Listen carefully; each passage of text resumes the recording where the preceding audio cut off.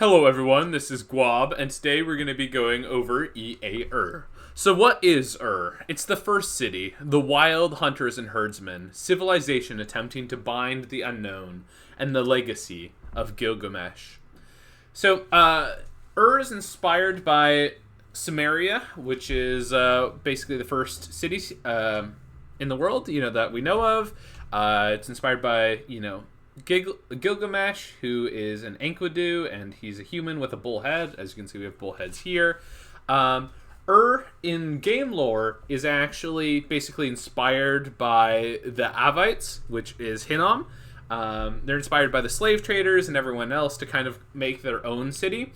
And when the Avites are lost to corruption and lose their way to the demons, the seven angels come to and basically bless them with water, nature, and earth magics, and then tell them, don't follow those demons. And then we have the nation of and that is how we come to be. And we do also have a middle age nation, Uruk. Unfortunately, there's no late age so it'd be nice to be able to see that, to see kind of their story come full circle. But we have some things in common with the Avites, but let's go ahead and let's go ahead and read the description. So, is a warm plain inhabited by Enkidus, large, hairy, and wild men with horns and unkempt hair. Once upon a time, all Enkidus lived in the wild, frolicking with feral beasts. But when the Enkidus met with the Avim, some Enkidus adopted their ways of life. Now there are 3 Enkidu tribes, the members of the first tribe living pastoral lives, and are led by shamans of remarkable power. The second one is a ferocious swamp-dwelling hunter-gatherer society, led by headhunters and bone readers. The third tribe are the ones who adopted the Avite way of life, of agriculture and metalworking. It is they who founded Eridu, the first city. In their city, a great temple was built, and the kings of Eridu were inaugurated as priest kings and rulers of the young nation. In the cities of where metalworking is common, medium and heavy infantry is raised. On the plains and in the swamps of the nation, nomadic Enkidus gather and form quickly levied raiding parties. In the swamps of near Eridu, live ancient dragonkin known as Mushushus. They are benevolent and powerful beings, sacred to the Enkidus. I love the Mushushus. The fact that it says we can raise medium and heavy infantry is a massive misnomer, because I think we can just raise light infantry with high HP points, which I think is a problem with the nation. So let's kind of go into the national features. So all of our troops are large. They have decent morale and good hit points, size 5, so you can fit 2 to just square. We get special units in swamps and underwater. So here, it can look like we have a whole lot of mages here and a whole lot of troops, because we do. But the thing is that most of these guys are swamp only. These guys are recruit anywhere. But and the swamp people, some of them are good. The underwater stuff are all these guys with fish bodies. They are kind of worthless, but we'll talk into them. But you don't really have to worry about these guys too much. And then everyone on the left here are the Urites, or however you pronounce them. I guess the Enkidus, who live in the city, and these are going to be the main troops that we are recruiting for most of the game, and the main mages. So it kind of breaks down into their 3 tribes. We have Enkidu infantry, and you can see that we have the Mushushu, but most of our troops are, all Enkidus. We have strong nature, earth, water, and air, and then we also have some death. We also have hard to get astral if we get underwater. We have multiple H3s, so, that's pretty great for claiming thrones and doing everything else. And we also have some mages that are extra good at recalling gods, and we are guaranteed to not lose any magic pass when our god is recalled. So that's pretty good. It lets us, use our god more aggressively. It's quite good. Skill and blesses, order to limit +1, heat limit +1. While these are actually good in their own, it's nice to get some national variants. We don't really take advantage of them at all, so it's kind of a moot point. And then building fortified cities. This was kind of mid. It was a slight advantage in Dominions 5. So what fortified cities are they're cities that take an extra turn they're forts that take an extra turn to produce, and they take an extra 150 gold to produce, but they give you 2 recruitment points. So, it's basically like we get to build our entire castles, a turn, at the fort level, except we get slightly less administration, slightly less defense. But we're only ever really going to be building these fortified cities with and now with the increased costs of everything, and with the increased turn timer, it is really nice to have fortified cities. It lets us get our mages out early. We also foreign recruit mages, so we are going to be able to get a big mage advantage to a lot of other nations, even though we have expensive troops and stuff. I guess I'll go into a couple other things before we get into the swing of things. We are one of the nations that has expensive troops. In Dominions 5, we were desperately struggling for money at every point in the game. Our most effective mages are somewhat pricey. They were somewhat pricey even in Dominions 5. They weren't cheap. And then our troops are also somewhat pricey, and we're not usually using too many of our sacreds. And we like to mass. And yeah, so we need large number of troops to be effective, and they're expensive, so we were always struggling for money. So we, as we benefit from the gold changes immensely, a lot more than a lot of other nations do. And we benefit from having large number of troops because we have stuff to buff large number of troops. Anyway, let's go ahead and hop into the troops. So first up, we have the Enkidu soldier. He does notably have a 20 damage axe, and he has noticeably decent combat stats, 11 morale, 11 magic resistance, but he only has 7 protection. He does have 24 HP, but the low protection kind of make this troop pretty moot, though, hey, if you need, you're not ever going to actually use this guy. And then next up, we have the Enkidu Spear Guard, which is 14 resource. I guess the use case for this is if you just need to shit out a lot of troops really quickly, because he's low resources and low recruitment points. Next up, we have the Enkidu Spear Guard, which takes 16 gold, also have 24 hit points. They noticeably have 2 more protection, and they do 2 less damage with their spear, but it is length 3 spear, and it can repel. It does take more resources, more recruitment points. This is a decent troop overall, though. It is our overall best line holder. Our troops can get insane amounts of morale. It is pretty easy for us to buff morale by 3 as our nation. And so these are going to be 14, 24 HP, 9 prot, and they can repel. So these can hold the line effectively. They are not our expansion troop, and they're not our best troop. But these are overall not bad troops. I mean, they're not phenomenal. We're not going to be going full scales because we have troops like these, but these are serviceable, and they have shields, and so hey, we can have archers plank behind them, or do whatever else we need to do. They notably don't have helmets, but because we are size 5, and with the size changes, it's even less likely that normal sized human troops can hit us in our head. And we have shields to protect us against archers and stuff. So not having a helmet is not as bad for us as it is for other nations. And notably, since we are size 5 now going into size 3, instead of size 3 going into size 2, we're actually more likely to hit opponents' heads, which is better than it used to. It's not a big deal, but, it is a little bit of a deal.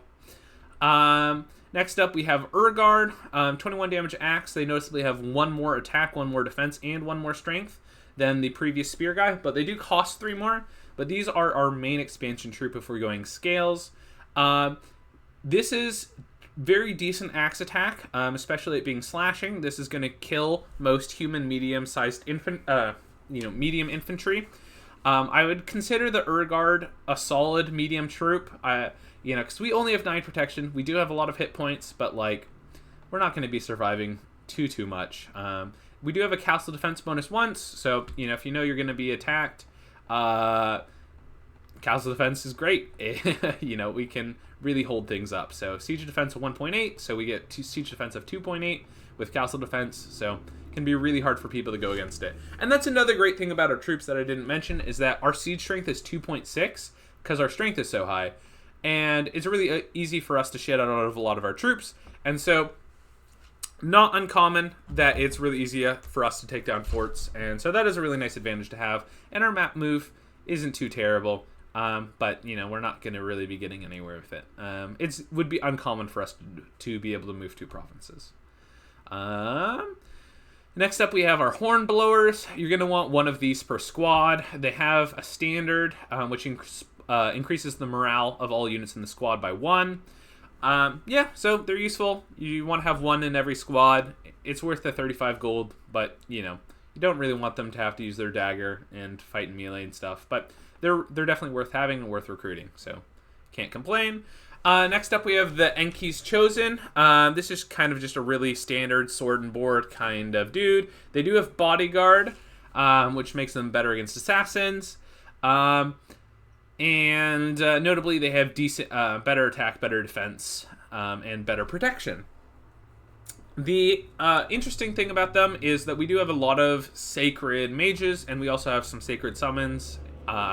So even with a light bless, these guys can be pretty efficient. So it's very likely that we'll recruit some of these. If not, that's totally fine. We can go scales also with our nation. They're probably not worth recruiting if you don't have any bless whatsoever, but hey, they're decent. They're survivable. With 27 hit points and 11 protection, even with light bless, then they're going to be doing pretty fine.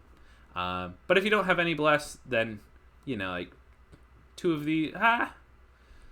I guess, yeah. I think you'd probably prefer 3 of these than 2 of these if you don't have any bless. But, yeah. That's kind of that. And, our resources and recruitment points for most of our troops are pretty balanced. So, just keep that in mind for when we're setting scales. Next up, we have actually one of my favorite units in the game, which is the Mushushu. Unfortunately, these are limit for a turn, but they are a land dragon, I guess. And they're just really sick. They have Fear 5, they're poison resistant, Swamp Survival, Unsurroundable 1. They have amazing strength, they have decent attack skill, they have 3 attacks. 22, 22, 20, 10. And this adds a 35 damage death poison on damage. So if you can buff up their strength, then this goes really hard. I played a decent amount a couple times in Dominions 5, and I won a 1v2 at the start of the game.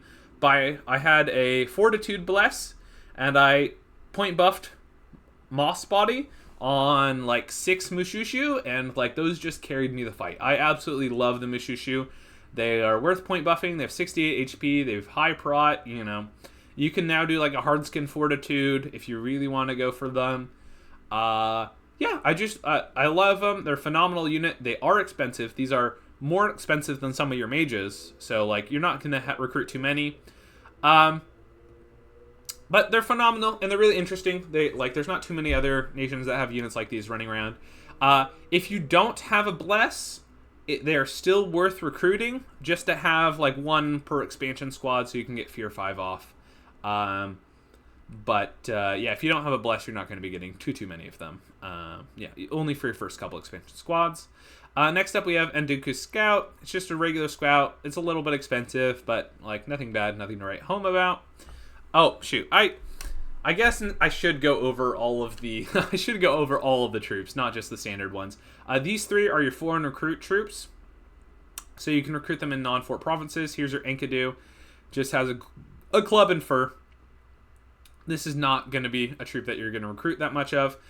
And next up, we have the Enkidu Archer. I would define the Enkidu Archer as a national strength. This is something that's strong enough to build your nation around, because these are foreign recruit. We don't even need a fort or anything else like them. We have a 16 damage longbow with length 45, and these guys aren't even too bad in melee, because they have a 17 damage dagger with 24 hit points and 7 prot. It's really easy for us to buff giant strength on these guys. If we do that, we can get this up to we can get this up to 18 damage. Most human infantry, I don't know. In the early age, like the highest protection you'll run into is 17 without thugs, and 16 piercing damage. We're going to be chunking them. The foreign recruit, we can get quite a few of them in expansion, since they're foreign recruit and they take basically no resources and recruitment points. Yeah, national strength, you can build around them, there's only 4 nations in the early age that have these high damage longbows, and that's Colossa, Lanka, Hinnom, and us. And of all of them, I think we actually have the best one. Hinnom's has 17 protection, and you can build around them, but they're just so resource intensive that it's really hard to do so. So I think that we have the best, and all 4 of those nations can kind of build around them, but we also have access to air magic and nature magic, and we can do a lot of other fun stuff. And so these have become even better for us in Dominion 6, and they were already good in Dominions 5. And yeah, this is national strength we can build around. So good. And the main reason is just that we can do 16 damage from so far away, and we can mass these really easily because they're foreign recruit. Yeah, and not too many troops can withstand that. Next up, we have the Enkidu Warrior. It's just the worst version of the Spear Guard. It has 2 less protection. It has 1 less attack skill, I think. But it costs way less resources and less recruitment points. And it's foreign recruit. So we're going to be getting some of these when we can't get Enkidu Spear Guards or Enkidu or Ur Guards. And they're not bad. They're not bad. Enkidu Warrior, once again. Is this the swamp? No. Enkidu Warrior. This is... Oh, sorry. Okay, I was wrong. Enkidu Warrior, this guy is the other version that is foreign recruit. He's 18 blunt damage. He is better at dealing damage than this guy just because he's larger and he can hit heads more often. But you probably want the Enkidu Warrior more often you want the Enkidu... They're both Enkidu Warriors. No wonder why I was so confused. You want the Enkidu Spear Warrior more often than you want the Enkidu Club Warrior just because you can repel. And being able to repel is going to mean you take slightly less damage. So that's pretty good overall. As for just a quick comment on Urgard that I forgot to mention, he has 14 morale. It's really easy for us to buff morale by 3. We can be morale 15. He's not too concerned about being repelled. So that's not really an issue for him. But anyway, so that's all of our foreign recruit. Next up we have our Swamp. Yeah, okay, here we have Swamp. Enkidu Hunters, actually kind of a great unit. High damage Javelin. Decent stone spear, low resources, low recruitment, so we can shit these out, and they have Berserker 1, so there's some things that when we go into, we'll want these, and they're stealthy. One problem is, swamps usually have lower population, so recruitment points can be a really hard thing to get in swamps, but Dominions 6 has made it so that swamps are going to have more population, so hopefully we'll get some Enkidu Hunters out. But we're probably not going to be recruiting too many of those because of the Enkidu Reaver, which is Berserk 3, and these cost 26 gold, so they're highly expensive, but they do a lot of damage. They are stealthy, Berserk 3, so they're going to be getting up to Protection 9, and they're just really good overall, and once they're Berserked, this is going to be doing 25 damage. They're stealth, they don't have shields, but I still think that they're good. I still think that they're good overall. I probably wouldn't use them non-stealth, so I wouldn't just recruit them and throw them into my army, but they're there if we have them. And next up we have the Cthulhu. It's kind of just a spear guy, but underwater it's not that good. Honestly, underwater Indies might be better, but he doesn't take any resources, so there's that. And then this guy has a little bit of armor. If you're going to fight underwater, this is probably what you're going to use, but you really shouldn't be fighting underwater. It is great for you to take some pawns, so just one province, water provinces. And if you're doing that, then you have no reason to recruit these. So, you don't want to be fighting for lakes, so you're not going to use these. And you don't want, if you're in a pond, you don't need to fight for the pond, so you're not going to be using these. So there's almost no case in which you'd use either of those two. Okay, so there's so many troops, so that took us a while. But we're still under 20 minutes, so let's go ahead and go into the commanders. This is a normal scout, nothing wrong with him. Enkidu Elders is really interesting. They have poor leaders. They're uninspiring, so they provide 1 morale penalty, but they can lead 90 guys around. And for expansion, they're often worth it, because you can cancel out the 1 morale penalty by including one of the standard bearers. And Defense Organizer increases the province defense in a province by 1. It's really nice to just have these go around. You can increase all your province defenses to 6, and then you'll passively increase your province defenses more than that. During a war, these guys are useful because they're tax collectors, so they can still collect tax from provinces that are not connected to your capital, and that's very useful for fighting because people will often try to cut you off. But it's generally only useful for like first war, maybe second war. But we're going to be recruiting some Enkidu elders, and they're really cheap. And it's cheaper to have these guys wandering around increasing your PD than just having PD. So yeah, we will be definitely recruiting probably like 3 or 4 of these in the early game. We have Enkidu commanders.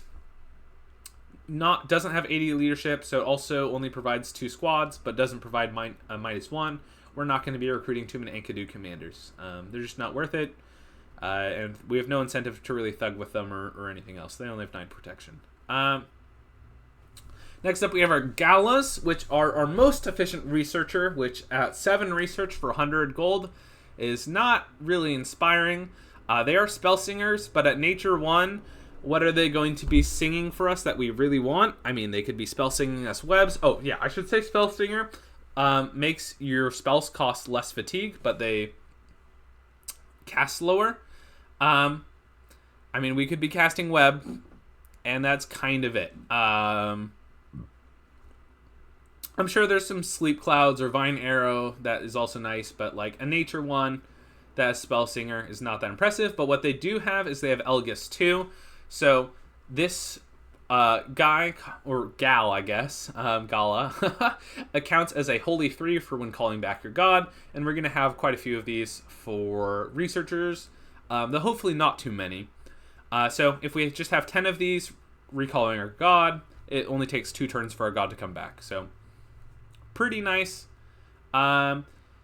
They are our most efficient researcher, but due to their not super useful nature in Battlefield, we're actually not going to be getting too many of them. Next up, we have our Salome.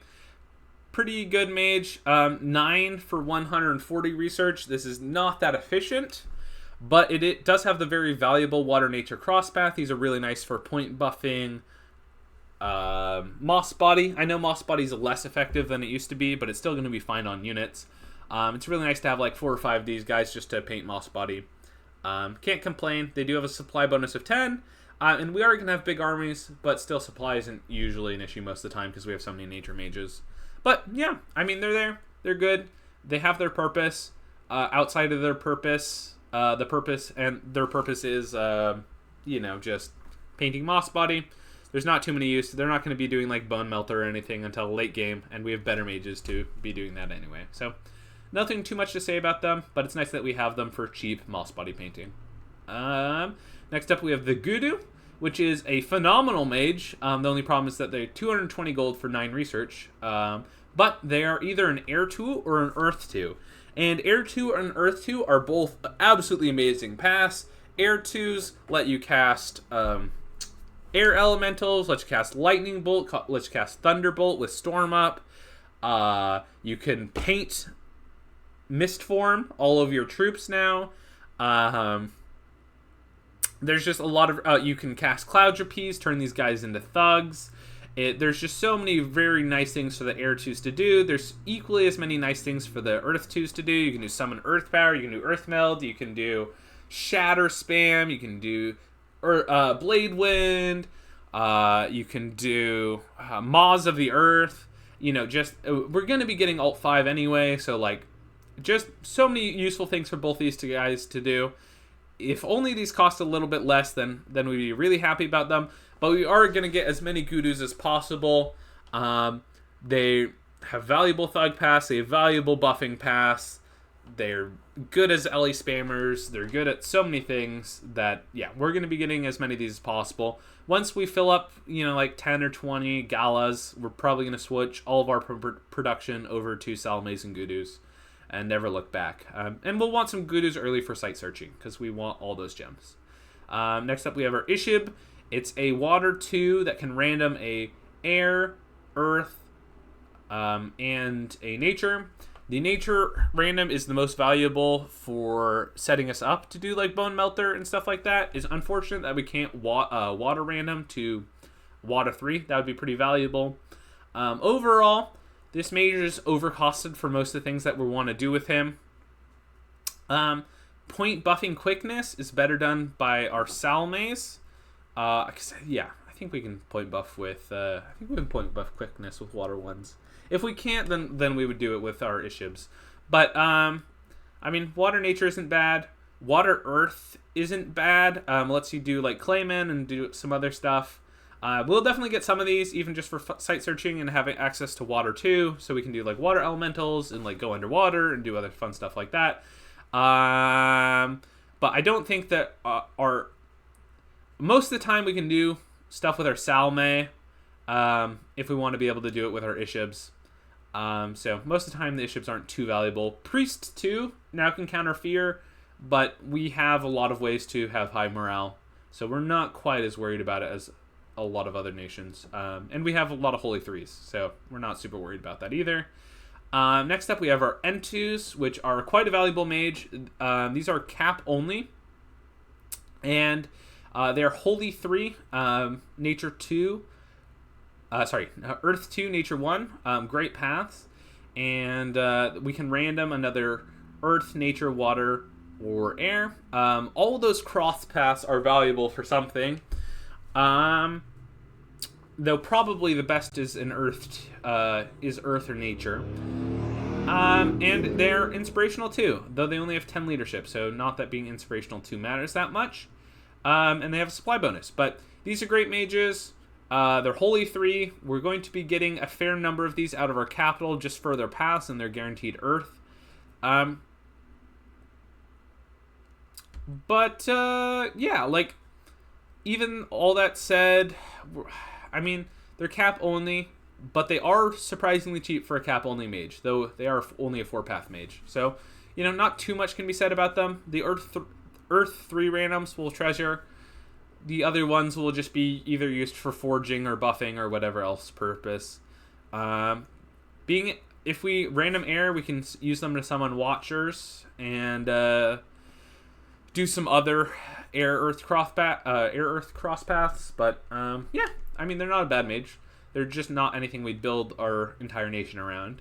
And then we have our NCs, which are great leaders. They have 100 leadership. They're inspirational 1, but 100 leadership leads them to +1. So this is another +2 morale for our troops. Water 2, Nature 1, and we also have the Air, Water, Earth, Nature randoms. These paths are less good, but we can't than the N2, but we can random Water 3s, which is great, and we can random Water 2, Earth, Nature 2, which is great for doing bone melters and a bunch of different spells. Foul Vapors, Bone Melter, Contact Naiads. There's a lot of different spells that we will want these guys to use. We can be point buffing important things like Liquid Body and I mean, I guess just Liquid Body and Quickness are the main things that we want to point buff with water. Yeah, but like, there's nothing wrong with the NC. They're great, and yeah, can't complain about them. And they are, once again, they're surprisingly cheap for a Holy 3 cap only mage.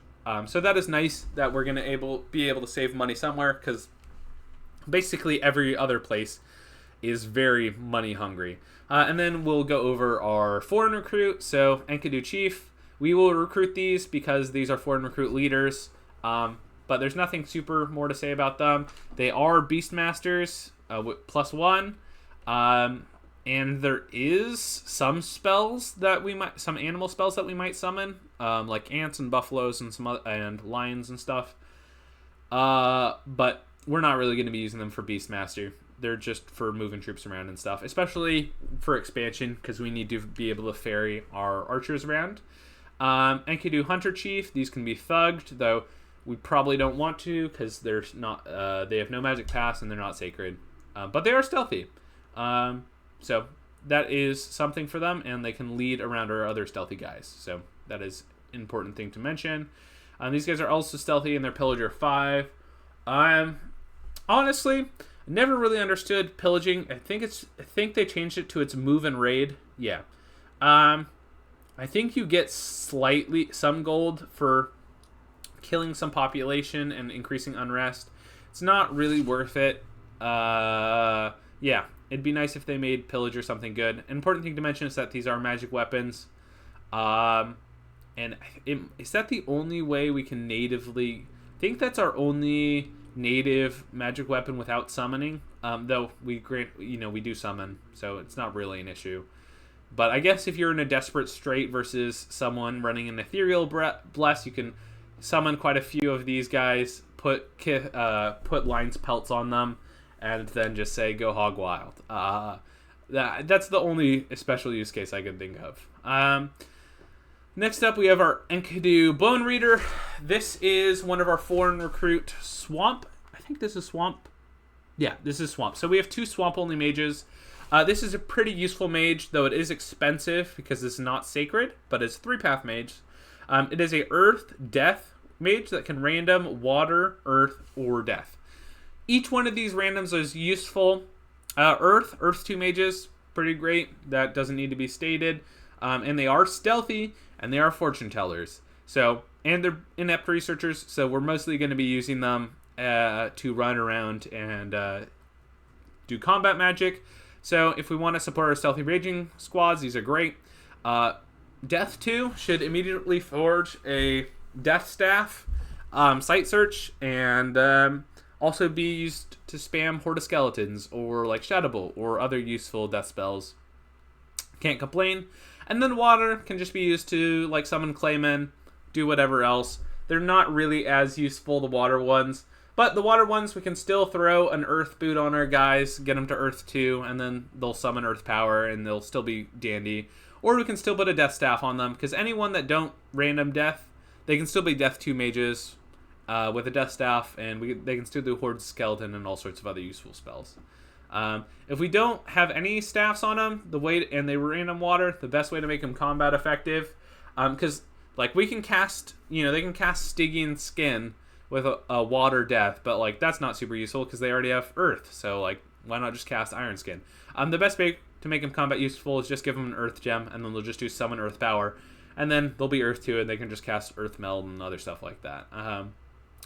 Other people really like the Enkidu Bone Readers. I think they're kind of mid because they're more expensive than your Gudus for like upkeep in Earth 2, but it is your only way to get Death 2, and just rolling the dice is worth it to get some Death 2s online. And the Death 2s you can even twice born. Wouldn't even be an issue. You don't have too many other places to spend your death. So yeah, Bone Readers are good, but they're not even the best foreign recruit mage that you have. Which the best foreign recruit mage that you have is the Enkidu Shaman. This isn't even swamp only. It's 385, so this is very expensive. Well, it's a very expensive non-cap mage, and as you can see why. It's a 6-path mage, sometimes 7. 3 nature, 2 earth. It can random earth, nature, and water, and it can also has 10% random for any of those, and death. The death ones, you want to give them a staff and twice born them. All the other ones are really useful. Nature is nature 4. With a Thistle Mace, they can cast a lot of very useful spells, including Mother Oak. The earth ones are great, phenomenal. These guys can super combatant because they have decent hit points, though they are not sacred. The water ones are the least useful, but even the water ones that we can spam cast Bone Melter and other useful stuff with the right items. These guys are just phenomenal. One issue is the upkeep is super high, and they're not necessarily the best researchers, so it's going to be expensive to keep too many of them around. Their upkeep cost is 308 gold a year, so just very pricey, very pricey. But we have access to transformation. We're going to be running up alteration, so there's ways to mitigate the expenses. But you're going to want some Enkidu Shamans around. Your second commander that you make a profit is almost always going to be an Enkidu Shaman, both to give it a bless and to reduce its upkeep. Super good, super good. We're very glad that we have access to them on the nation. Then we have the Kalu Commander, just the underground command, the underwater commander. We have Kalu King, kind of just mid water 1. You can do summon water power if he's underwater. But we're not really going to be using these guys. Next up, we have the Kalu Sage. This is our most efficient researcher. I'm pretty sure he's our most efficient researcher. He might not. Wait, 265. Okay, he's not even our most efficient researcher, but he can random astral. And that, if you get underwater, you should recruit some of these guys just so you can get an astral. It's worth it. Then they can psych search and do other astral things. And this is the Kalu Queen. There's not really too much reason to get these. These aren't as efficient researchers, so if you fail, you can't just research with them. You could give them Amulet of Air Breathing. I think it's not Amulet of Fish, but whatever. And bring them on land, but there's no real need to. We have these paths with everything else. Yeah, so. If you do get underwater, it is worth recruiting the Kalu Sage.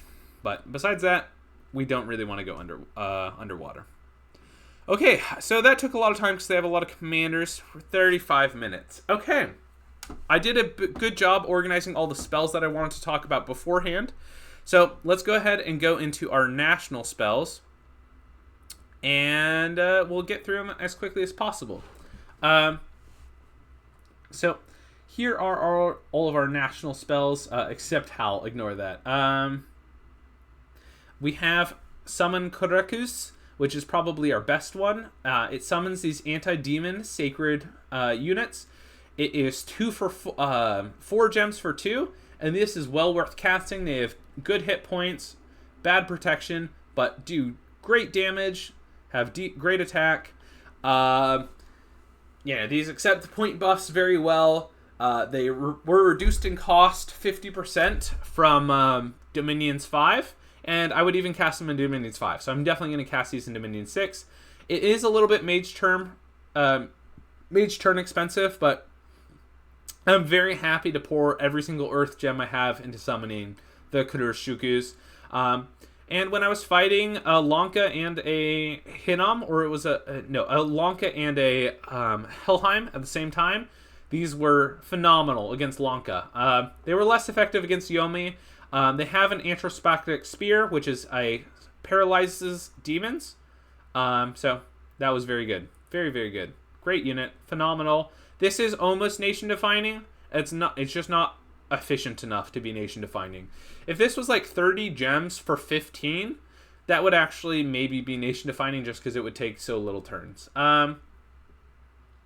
Next up, we have Summon Ugalu, and this is another really nice thing to have. It's an Air 3 Sacred Mage for 24 air gems. So that's highly efficient, but we can't cast it natively on our nation. This is not nation defining, it's just very good. It has 2 anti-demon weapons, so you can thug these versus demons without equipping them with weapons pretty nicely. It makes it worth taking Air 3 on our Pretender to cast this. Yeah, and we're glad to have it. We're very glad to have it.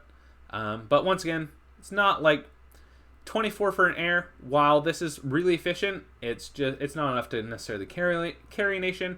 But these can be Stormcasters and everything else, so they synergize really well with the rest of our nation, so that's why we always want to have them. We have Summon Anzu. These just are lion-headed eagles. That's Breathe Fire.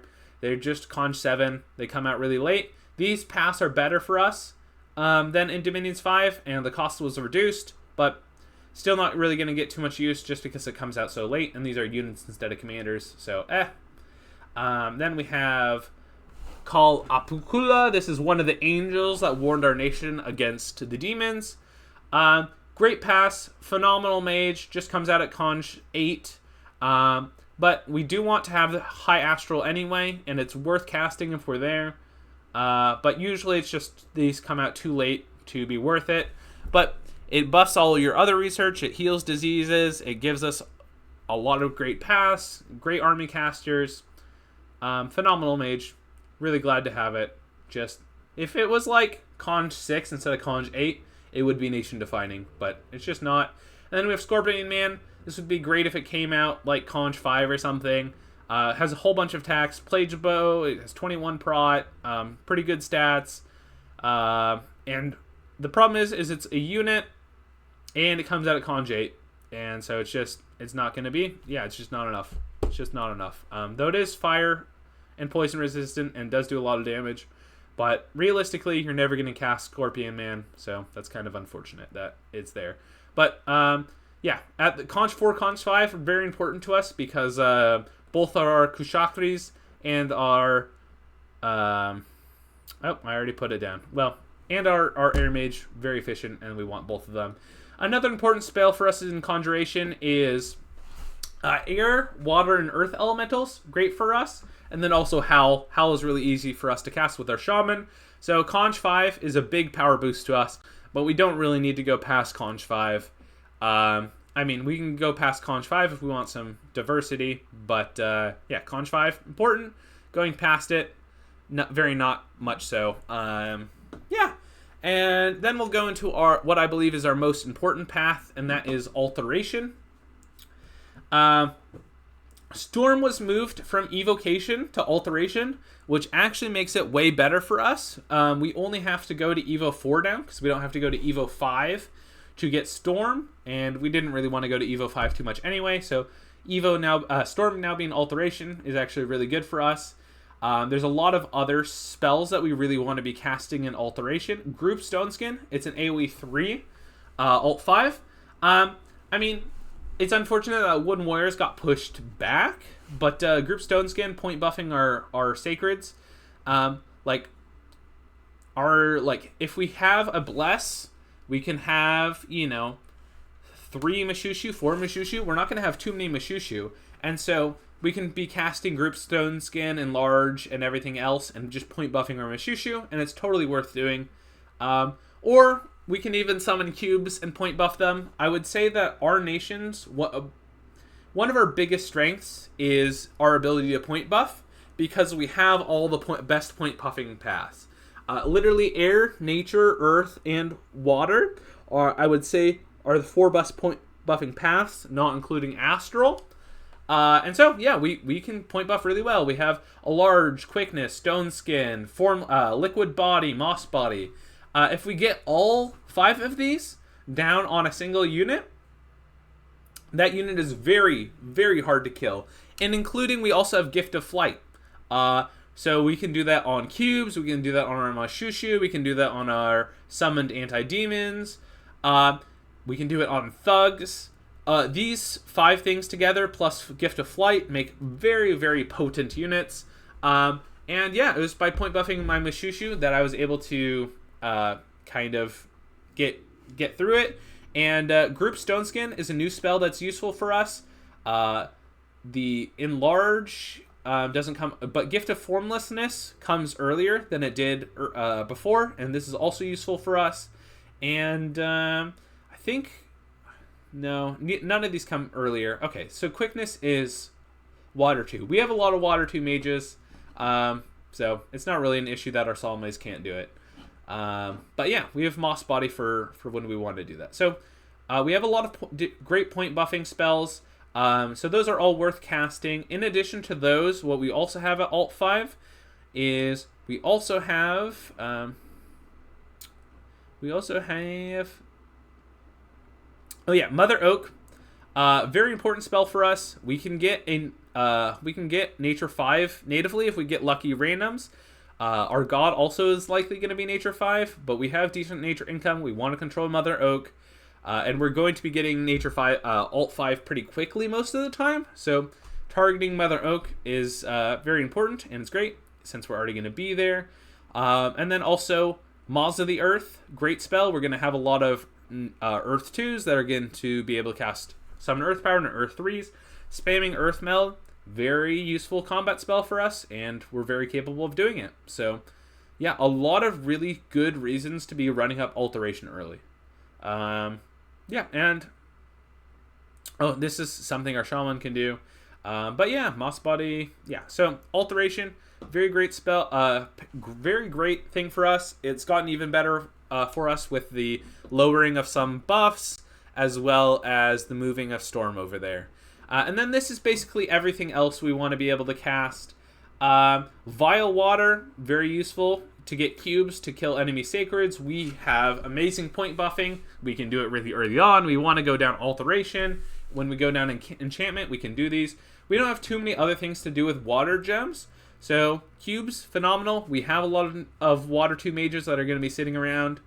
We can get a lot of water tube mages sitting around. Vile water, phenomenal. We're going to do it. And we have a lot of water income. I think we get... So we get 2 water income. So we're going to have a lot of water gems by the time that comes out. We have actually a lot of ways to buff our phenomenal archers.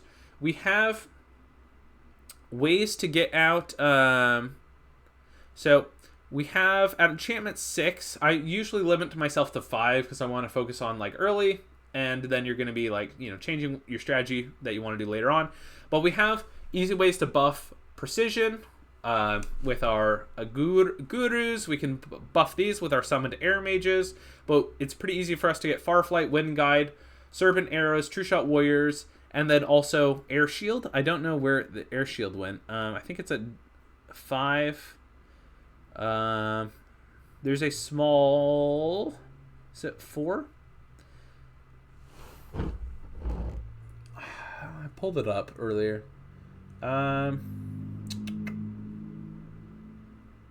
Seeking arrows. Where's Arrow Fend? I swear that... whatever. And then also we have Arrow of the Western Wind now, which is useful for sniping enemy commanders. Where? Arrow Fend. I know that there's a low level Arrow Fend. Levitate Soldier. Where the heck is the Arrow Fend? Cloud Trapeze is useful for us. There's Arrow Fend at 7, but whatever. Anyway, it's pretty easy for us to buff all these things. Buff all these things on our archers. These are 20 AoE, so enchantment 4, we can get these 2 off, and then if we push up to enchantment 6, we can even get 50% extra range, and then better precision and half storm penalty. Yeah, these are new spells. And so our archers are even better. These are really easy spells for us to cast, and they're big AoE, which a lot of the big AoE spells got pushed back. Yeah, so I think that going enchantment 4, rushing enchantment 4 is not a bad play because most people don't have too many mages out. There's no one who has Arrow Fend. Yeah, so this is a good way to multiply our combat capability early on. Very good, in fact. A couple other things that we can do is we can do Claymen and Enchantment 3. We have a lot of Water Nature Crosspath. Claymen take buffs very well because they have low prot, but they do have a little bit of regen, and they are resistant to a lot of different things. They're poison, blunt resistant, they're magic beings, and they're poison resistant, and we can foul vapors. Claymen are just really valuable. Yeah, but we can also just use cubes, so, nothing wrong with just using cubes. Especially since we already want to push Enchantment 4. Gift of Flight, great point buffing, especially point buffing cubes or Mushushu to get in the enemy backline. Can't go wrong with that. Earth Shatter Hammers just makes it so our weapons stun on hit if they're blunt and slashing, but basically all of our weapons are blunt and slashing except our spears. So pretty good to point buff on our guys. And then Thunderstrike is Evo 4. And we no longer need to go to Evo 5. Yeah, so Thunderstrike is really nice. We can go like Alt 5, Enchantment 4, Evo 4, and that would be a lot of combat power. Or we can just go Alt 5, Evo 4. Yeah, can't complain about that at all. So those are all the spells that I basically think that we're going to be casting in the first half of the game. Oh, no, we can't. No, it's too hard for us to do Watcher. Yeah, those are basically all the spells that I think we're going to be casting in the first half of the game. And let's see how we're doing on time. We're 48 minutes. Cool. So, and then let's kind of go into strategies now. So, I've talked a little bit about strategies kind of because I had to when I was going over spells and everything else, but the way I see it is we have 3 main strategies.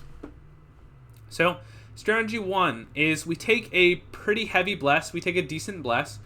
We can either take it awake, or this is actually one of the nations I would be fine with taking a dormant bless on because we can expand just fine with our spear guards and our guards and our archers. So you can actually take a Dormant Bless just fine, and then we'll be summoning our Stratagies. We can also take an Awake Bless and expand with our Chosen and Mushushu. Either way is fine. But we can take a Heavy Bless, and then we focus on running up Alteration, and we focus on point buffing as much as possible. And I've had a lot of luck with this in the past. So you would get like 4 or 5 Salme to spam Moss Body.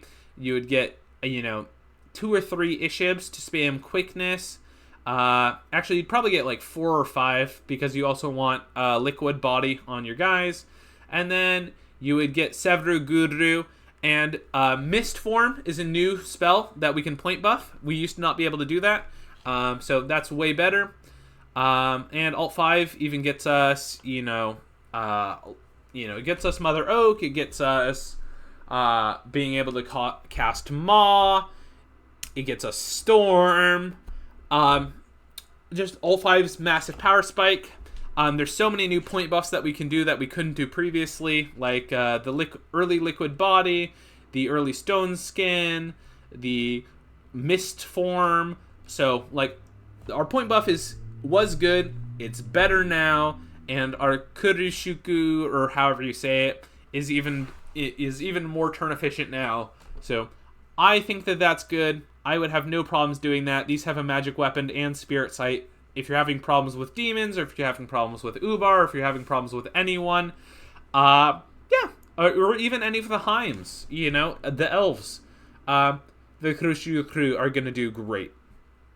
So, point buffing Sacreds, we take a decent Bless, we run up Alteration, and once we run up Alteration, then there's a number of other things we can do. Probably we would go up Construction, and we'd go up Enchantment, and we'd go up Construction, and we would focus on running some Thugs, because like our Gudus our Air 2 Gudus, they can Thug super well. We can also Thug with our Bone Readers because they're stealthy. And yeah, we can make a really compelling force. It is really mage intensive, especially in the early game before we get to like the Alteration 7 levels, because once we get Alt 7, then we don't need as many point buffers. But like we have Mushushus, which are hard to recruit, and we're not going to get too many of, and these are a chassis that is very worth point buffing, because they have 68 HP and they have high prot and they have 3 attacks, and so like you get quickness on these guys. They are very comfortable eliminating 2 squares a turn, and then they're going to cause opponents to run. So, yeah, I think point buffing is very viable. It might be the best. Haven't tried it in a multiplayer game since Dominions 5, but in Dominions 5 it was quite good. So, I think that strategy has gotten better, and it was already good. Next strategy you can do, which I think is also good, is you run more scales. We're going to be running recruitment, Order 2, Prod 1, and we're going to be focusing on foreign recruiting as many Enduku archers as possible, and we're going to be focusing on running up Enchantment 4 to get Envenom arrows and the precision buff. And then there's also some cat eye stuff that we can point buff, but the main thing is Envenom arrows, and we'll be casting that with our shaman. After we go up to Enchantment 4, we will be going up to Conj 5 in order to be summoning our air mages, because our Gudus, they can cast the air buffs at 2, but we're going to eventually want more. So like this is a strategy that it is honestly pretty viable. Once we go up to Enchantment 4, we'll go... Actually, we probably just go from Enchantment 4 to Conj 3 for, summon Earth Power. We'll probably do Conj 4 so we can do Strength of Gaia with these guys. And we can just have hundreds of Enduku archers. There's not too many troops that can hold up against the Enduku archers by themselves. And let's say once we have Enchantment 5, we can cast Strength of Giants on a big AoE. So these guys are going to be doing 18 damage. They have Envenom arrows, so on damage they'll be poisoning people. They're going to be more precise. They'll be precision 14. We can even, once we get into Enchantment 6, we'd increase their range by 50%. We can cast Arrow Fend on our own troops. All of our guys are rocking shields. Well, almost all of our guys are rocking shields. So they're mostly fine, to have as a front line. And it's really easy, like, in an age in Dominion 6 where they took away all of our big AoE buffs early, we can still do big AoE buffs on archers. And Indigo archers, I would probably say, are the second best archer of the early age. I feel pretty comfortable saying that. And these are forward recruit. So don't need much infrastructure. We can just overwhelm someone early in the war, early in the game. It's not too much effort to get Enchantment 4. We'd probably hit that midway through our first war. And we'd want our god dormant, mostly because we want our god to be at least Air 3, because we want them to be able to summon our Air 3 mages. But we'd want Air 3, and then mostly scales. And so there'd probably be like a dormant defender type god that can cloud trapeze around if we need to deal with, maybe there's some giants that are poison resistant and regen more than we damage. But like these guys are even decent in melee. Like 2 of these guys attacking doing 17 damage, surrounding giants.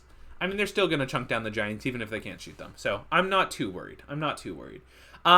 This strategy is way better than it was in Dominions 5 because our archers are doing 2 more damage, which might not sound like a lot, but it kind of bumps over the line. We now have Envenom arrows, which didn't used to exist. Doing poison damage is really nice. Poison also applies a stat debuff now, so poison damage is even better. There's early ways to buff precision. There's early ways to buff accuracy. There's early ways to point buff air shield. I swear I saw it in there. I don't know where. I'll put it in the description if I can't find it. I was pretty sure that there was an enchantment 4 level air shield that you could point buff on your troops. But I've been crazy before. So yeah, I think archery shenanigans pretty good, very viable. I'd be down to try it. And then the third way is to kind of embrace evocations. You'd probably want to take like a shock resistance bless. You'd go up Evo 4 and you go up Alt 5. This is not as good as it was in Dominions 5. In Dominions 5, we could just go Alt 5. That would get us Storm. And so we could have our God cast Storm, and then these guys would be spam casting Lightning Bolts. Thunderbolts, and it would be fine. Not as viable now. It has gotten worse, while all the other strategies around it has gotten better. So I don't think Evo Rush is good anymore. I think basically all we ever need to do in Evo is get Evo 4, and we can leave Evo alone for the rest of the game. Some people might say, well, you might want to cast like Woven Winter or like whatever, and like that's true, but you can do that at the end of the game when you get up there. We have a lot better things to be doing with our mages. So I think those are the 3 kind of strategies and the way I see them. Obviously you struggle a little bit with magic diversity. We have basically only elemental magic with a little bit of death and a little bit of astral if we get it.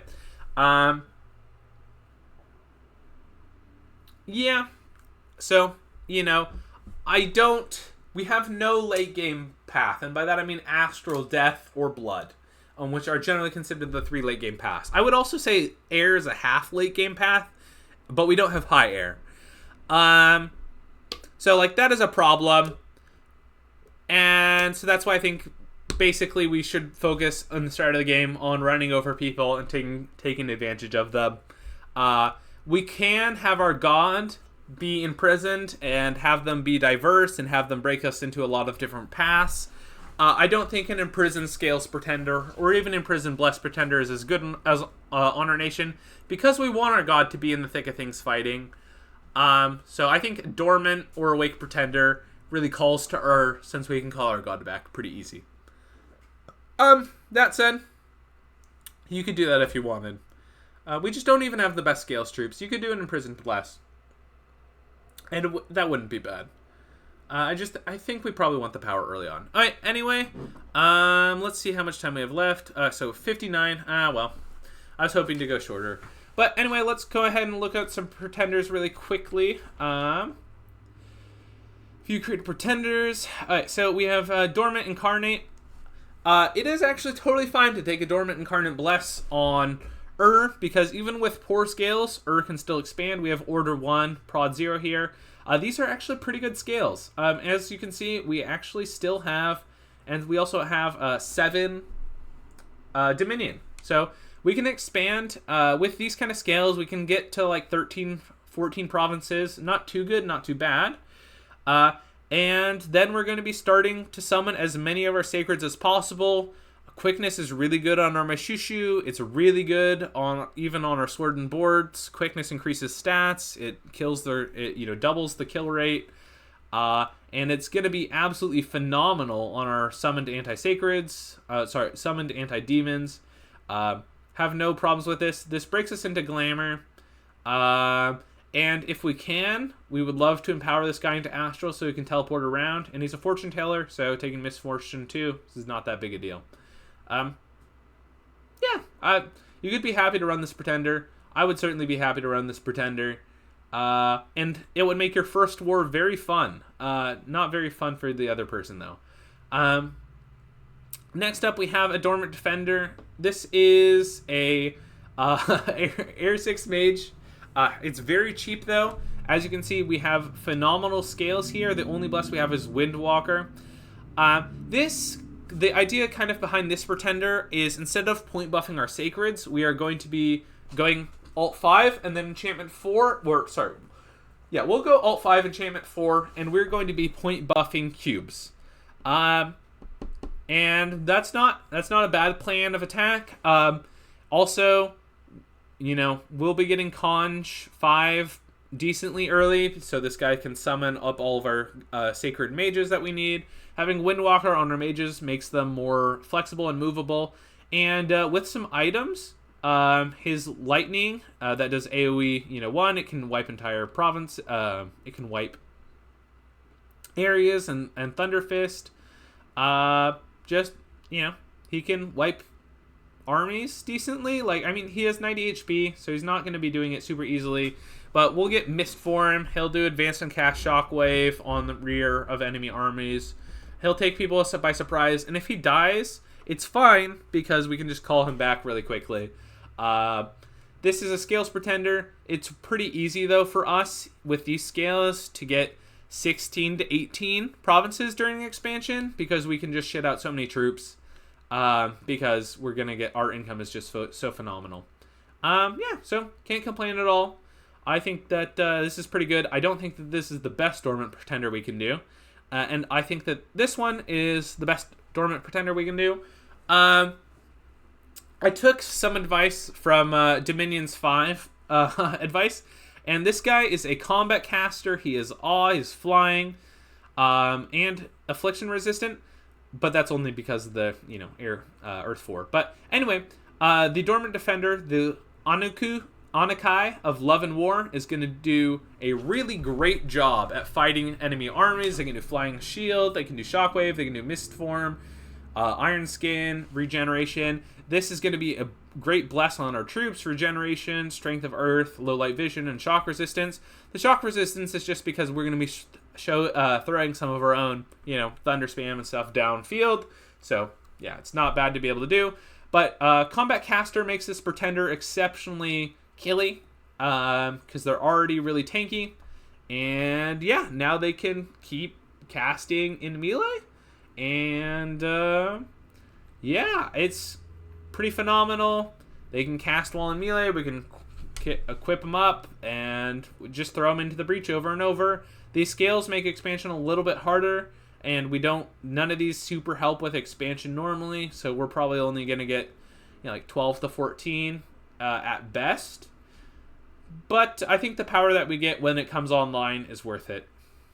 And unlike Quickness, which can be point buffed by our mages, Regeneration can still be point buffed by our mages, but Regeneration stacks unlike Quickness. So you don't have to feel bad about potentially, just being able to do things on yourself and missing out on doubling up.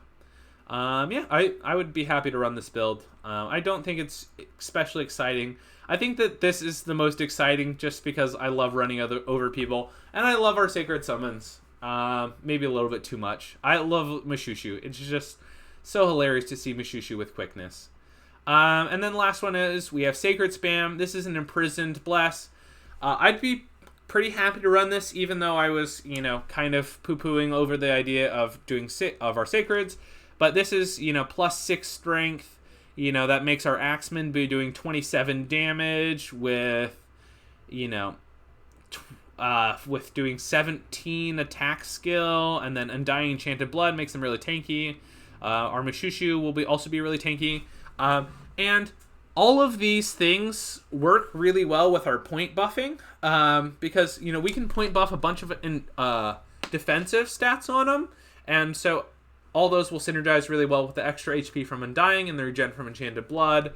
And this guy, if we want to take the game late, the Bone Mother with all these paths is going to be able to break us into all the late game paths that we need. And, she can summon Gulu and summon our Sacred Air Mages, and, yeah, just patch all the holes. I think it's a little bit boring, though, to go an Imprisoned Bless on and I don't actually even think it's the best plan. But, you expand like butter. If I was to do this again, I would probably take 1 less order, and I would take 2 more Dominion, so that you could recruit more Sacreds. But yeah, this is good. We can thug well with this bless. We can use our troops well with this bless. But it's just boring. It is what it is. If you want to run this and just play like every other nation, you can do that. And I know I'm going a little bit hard, but I just think is an exciting nation, and you should embrace that. Play something like this. It's fun. It's enjoyable. It goes well with our point buffing shenanigans and everything else. Yeah.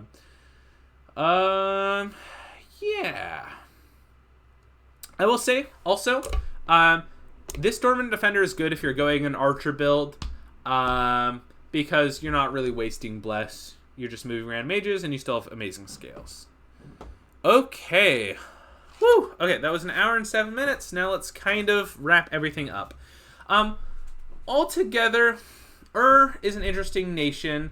I guess one last strategy I didn't cover, and I will cover really quick just because this is an option for is we can get our forts up earlier than other people, and we actually do have a couple of pretenders who buff research. So this is Inspiring Research 2, which is really uncommon, which acts as Magic Scale 2 for wherever people are. We can take this guy with basically no extra bless, take him dormant, and then just absolutely rush whatever research we want with moving all of our mages towards our capital for the extra research. So it'd be essentially we have Magic Scale 4, and we can just research rush down whatever. It's a viable thing to do. If you take him at least Air 3, he'll bump you into what the air spells that you want to cast. And if we take him at least Astral 4, we can summon our important Astral. Well, even Astral 3 is enough to summon our important Astral Mages later, because we can do the Air Astral Booster and then just the Astral Booster, because, yeah, he can wear all equipment slots. So, doing something like this might be an interesting strategy people can run. I have not tried it, but I think it could be fun. Yeah, you could do something like this and just do Light Bless. And so you're essentially going scales, and you're just taking him because he has extra Inspiring Research. Yeah, it's cool that you can do that. Overall, I would say really interesting nation. Unlike some others, we actually have a lot of tools at our disposal, and I do actually think our point buffing tools are enough to carry us through the early and mid game.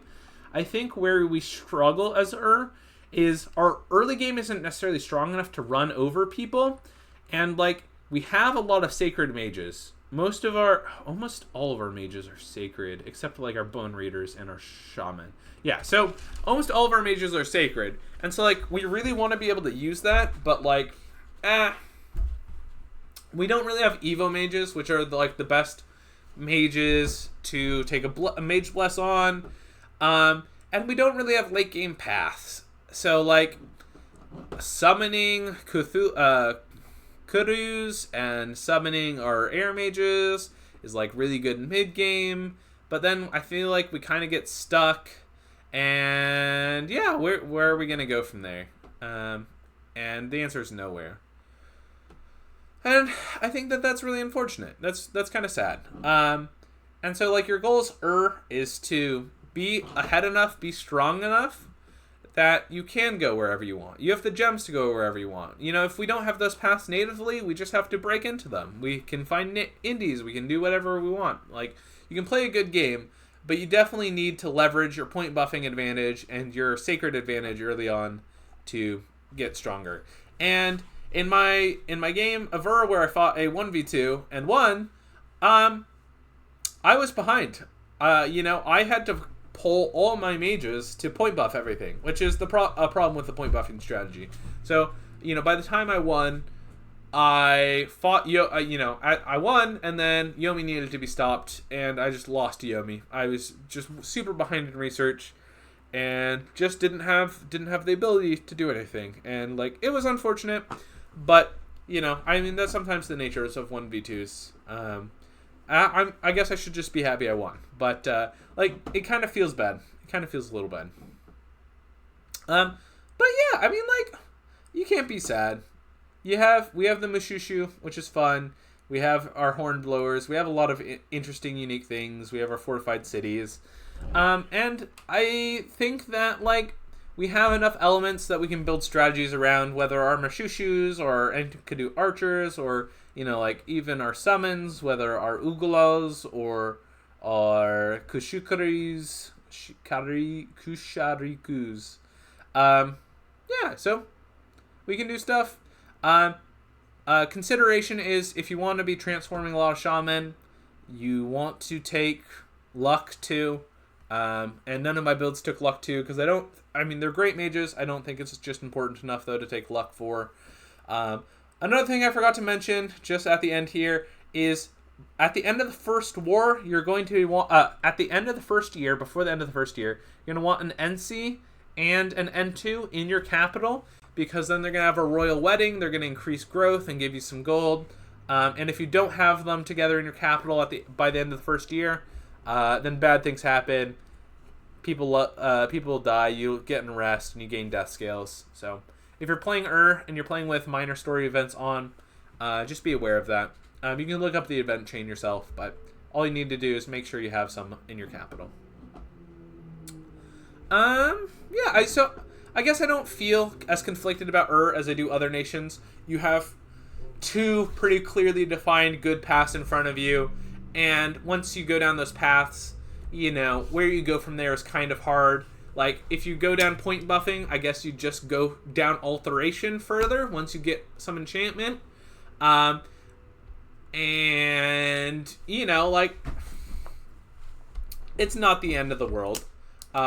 We can do big AoE buffs on our troops, but oftentimes by that time, that magic is not enough to carry us, and we're not especially good at research, so, you know, it's not good enough to carry you. If you're going down archers, people are not going to be rushing to enchantment 7 to get arrow fend, so that can carry you, I think, for a further portion of the game. But, you know, still you're going to run into a wall at some point there. Though I do think that it's slightly more flexible because it's more of a scales build. I guess the third thing you can do is you can run down to Conjuration 5 because we have water, air, or earth elementals and howl, and I would not be sad about sitting on Conj 5 and just doing elemental spams with our Ellies. You know, yeah, you could be happy doing that too, but just like, where do you go in the end game? And I think it's just big AoE army buffs, and you just hope that you did enough and you got a little bit of magic diversity, and yeah, you know, because you can cast Mass Flight and do other like really annoying things. Like, imagine Mass Flight, Army of Gold, Master Generation. You know, like that'd be hard for anyone to deal with. So I guess I kind of answered my own question. You just kind of do more of the same and hope you got enough diversity. Anyway, Thank you guys for listening. I really appreciate it. And yeah, hope you guys have a great week. See you next time. Oh, yeah. And if you're still here, why don't you just subscribe? You know, you just listened to like an hour and 15-minute long video. Might as well subscribe and hear the rest of what I say in my crazed ramblings. Anyway, see you guys next time.